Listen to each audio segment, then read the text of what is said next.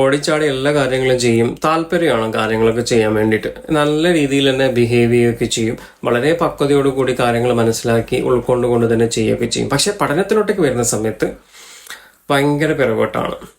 സ്കൂളിൽ പോകുന്നതിനോട് ഒട്ടും താല്പര്യമേ ഇല്ല എന്നുള്ളതാണ്. നമ്മൾ 1ാം ക്ലാസ്സിലൊക്കെ ആയ സമയത്ത് നമ്മൾ വിചാരിച്ചു 2ാം ക്ലാസ്സിലൊക്കെ ആവുന്ന സമയത്ത് റെഡിയാവും, 2ലെത്തിയപ്പോൾ വിചാരിച്ചു എന്നാലും 3ലോട്ടൊക്കെ ആവുന്ന സമയത്തൊക്കെ റെഡി ആയിരിക്കും. പക്ഷെ ഈ വർഷങ്ങൾ ഇങ്ങനെ കയറി പോയെന്നല്ലാതെ കുട്ടിയുടെ പഠന നിലവാരത്തിൽ മെച്ചപ്പെടുത്താൻ വേണ്ടി സാധിച്ചിട്ടില്ല എന്നുള്ളതാണ്. അത് മാത്രമല്ല ഭയങ്കര മടിയാണ്, ക്ലാസ്സിലേക്ക് പോകാന്ന് പറയുന്നതിന് മടിയാണ്. അപ്പൊ അവൻ്റെ അടുത്ത് സ്കൂളിൽ പോകണ്ട എന്ന് പറയുന്നതാണ് അവനെ സംബന്ധിച്ചിടത്തോളം ജീവിതത്തിൽ ഏറ്റവും വലിയ സന്തോഷം എന്നുള്ള രീതിയിലാണ് കുട്ടിയുടെ അവസ്ഥ എന്ന് പറയുന്നത്. എന്താണ് ഇതിന്റെ പ്രശ്നം?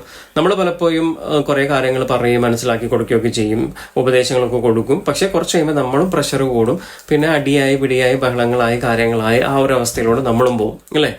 യഥാർത്ഥത്തിൽ ഈ കുട്ടി അനുഭവിക്കുന്ന ഒരു പ്രശ്നമുണ്ട്. ആ പ്രശ്നത്തിന് നമ്മൾ മനസ്സിലാക്കി അതിനുള്ളൊരു സൊല്യൂഷൻ കൊടുത്തു കഴിഞ്ഞാൽ ഈ കുട്ടി അക്കാദമിക്കൽ പെർഫോമൻസിന്റെ ലെവലിൽ വളരെ നല്ല രീതിയിലേക്ക് കയറ്റി കൊണ്ടുവരാൻ വേണ്ടി സാധിക്കും, മെച്ചപ്പെടുത്തി കൊണ്ടുവരാൻ വേണ്ടി സാധിക്കും എന്നുള്ളതാണ്.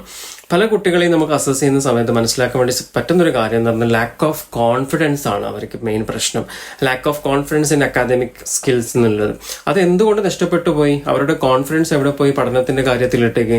കാരണം ഈ കുട്ടിക്ക് ഒരുപക്ഷെ ബേസിക് ആയിട്ടുള്ള കാര്യങ്ങൾ മിസ് ചെയ്ത് പോയിട്ടുണ്ട്. ഒരു ഫൗണ്ടേഷൻ കറക്റ്റ് ആയിട്ടില്ല കുട്ടികൾക്ക്, അല്ലെ?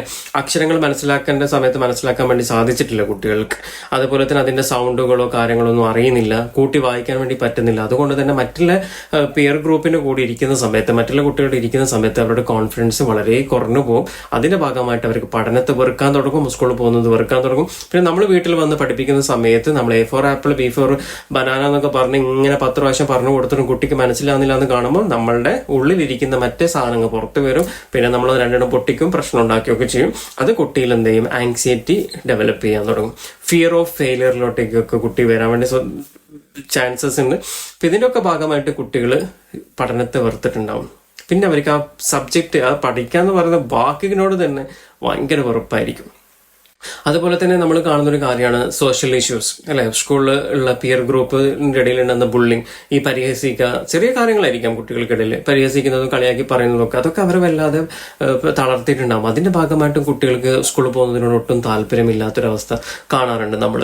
അതുപോലെ തന്നെ നമ്മൾ lack of interesting teachers and subject എന്നുള്ള ഏതെങ്കിലും ഒരു സബ്ജക്റ്റിനോടുള്ള ഒരു ഇൻട്രസ്റ്റിംഗ് തീരെ ഇല്ല, ആ ക്ലാസ് എടുക്കുന്ന ടീച്ചേഴ്സിനോടും വലിയ താല്പര്യം ഉണ്ടാവില്ല, അതിനെ പേടിച്ച് നമ്മൾ സ്കൂളിൽ പോകാതിരിക്കും. അങ്ങനെ നമ്മുടെ ഫൗണ്ടേഷൻ മിസ്സിങ് വരും, അല്ലെ? ഇപ്പൊ നമുക്ക് എന്താ ചെയ്യാൻ പറ്റുക? ഇത്തരത്തിലുള്ള കുട്ടികളെ അവരെ നല്ല രീതിയിൽ അസസ് ചെയ്യുക. നിങ്ങൾ ഏതെങ്കിലും ഒരു കൗൺസിലറിനെ വിധേയമാക്കുക, അവർ അസസ് ചെയ്യും, അതിനുള്ള റെമഡിയേഷൻസ് കൊടുക്കുക, ഡെവലപ്പ് ചെയ്ത് കൊണ്ടുവരിക മുന്നോട്ടേക്ക്.